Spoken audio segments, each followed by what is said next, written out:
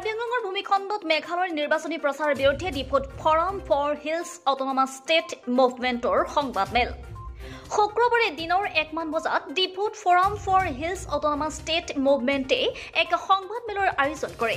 Forum for hills autonomous state মুভমেণ্টৰ আহ্বায়কদ্বয় James Hanse আৰু সোনা সিং টেৰাঙে সংবাদমেল সম্বোধন কৰি পশ্চিম কাৰ্বি আংলঙৰ সীমান্তৰ মেঘালয়ৰ একাংশ লোকে অনাধিকাৰ প্ৰৱেশ কৰি মেঘালয় নিৰ্বাচনী প্ৰচাৰ চলোৱা আৰু মুক্ত বিচৰণ কৰা কাৰ্যৰ তীব্ৰ বিৰোধিতা কৰে।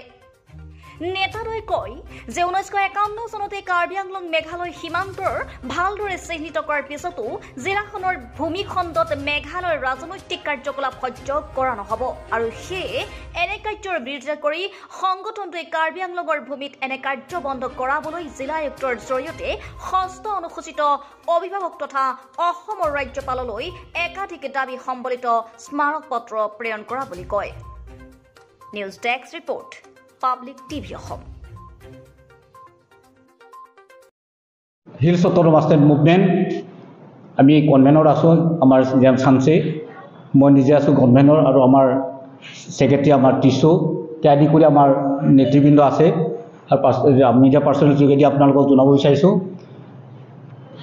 আমি অতলবতে আমি ডিষ্ট্ৰিক্ট কমিশ্যনাৰ থ্ৰুৱেদি আসাম গভৰ্ণৰলৈ আমি মেম'ৰাণ্ডাম আমি অৰ্পণ কৰিছোঁ। উদ্দেশ্য এইটোৱে যে আজি 1951 চনৰ পৰা যিটো ডিমাৰ্কেটেড এৰিয়া মেঘালয় আসাম তথা ৱেষ্ট কাৰ্বি আংলং তথা কাৰ্বি আংলং যিটো বৰ্ডাৰ ইছ্যু লৈ এটা ৱেল ডিমাৰ্কেটেড সেই এলেকাত এটা যিটো জইণ্ট হিলছৰ পৰা এটা ইলেকশ্যন কৰি আছে, ইলেকশ্যন কেম্পেইন চলি আছে, তেওঁলোকে ইলিগেলি আনকনষ্টিটিউচনেলি তেওঁলোকে আমাৰ কাৰ্বি আংলং তথা অসমৰ ভিতৰতে 15খন গাঁও তথা 25 কিলোমিটাৰ ভিতৰত আমাৰ অসমৰ ভিতৰতে আহি গৈছে, কাৰ্বি আংলঙৰ ভিতৰত আহি গৈছে। তেওঁলোকে কেম্পেইন কৰি আছে, ফ্ৰী মুভমেণ্ট কৰি আছে, কিন্তু এইটো ইলিগেল আনকনষ্টিটিউচনেল আমি ক'ব বিচাৰোঁ। এইটো যিহেতু জিঅ'গ্ৰাফিকেলি এটা ৱেল ডিমাৰ্কেটেড আছে। এইটো এইকাৰণে আমি অথৰিটিক তথা যিহেতুকে governor 6th schedule autonomous council guardian তেখেতৰ ফালৰ পৰা ইনিচিয়েটিভ লৈ ষ্টেপ লৈ মেলি যে সেই চিটুৱেশ্যনটো যাতে কণ্ট্ৰল কৰে, যাতে তেওঁলোকে যাতে এনেধৰণৰ কেম্পেইন নকৰে বা ইলেকশ্যনৰ কোনো কাৰ্বি আংলং তথা অসমত তেওঁলোকে প্ৰৱেশ নকৰে, কেম্পেইন নকৰে, তাৰ কাৰণে পদক্ষেপ ল'বৰ কাৰণে আমি ডিষ্ট্ৰিক্ট কমিশ্যনাৰ যোগেদি আমি আমাৰ মেম'ৰাণ্ডামখন আমি ছাবমিট কৰিছোঁ। আৰু যিহেতুকে আমি গিভ এণ্ড টেকৰ পলিচি লৈ 2021 পৰা যিটো গিভ এণ্ড টেক যিটো এগ্ৰিমেণ্ট হৈছে মেঘালয় গভৰ্ণমেণ্ট তথা ষ্টেট গভৰ্ণমেণ্ট, আসাম গভৰ্ণমেণ্ট তথা চেণ্ট্ৰেল গভৰ্ণমেণ্ট থ্ৰুৱেদি, আৰু সেইকাৰণে আমি ক'ব বিচাৰিছোঁ যিহেতুকে 51ত যেতিয়া আমাৰ ডিষ্ট্ৰিক্ট ক্ৰিয়েট কৰা হৈছে তেতিয়াই পৰা আমাৰ বাউণ্ডেৰী ৱেল ডিমাৰ্কেটেড আছে। এইকাৰণে আমি দিবলগীয়াও নাই আৰু আমি আনিবলগীয়াও নাই। যিসকল জাতি জনগোষ্ঠীয়ে কাৰ্বি আংলঙত আছে, কাৰ্বি আংলঙত থাকক, তেওঁলোকে কাৰ্বি আংলঙৰ ভিতৰত ধৰা অসমত থাকক।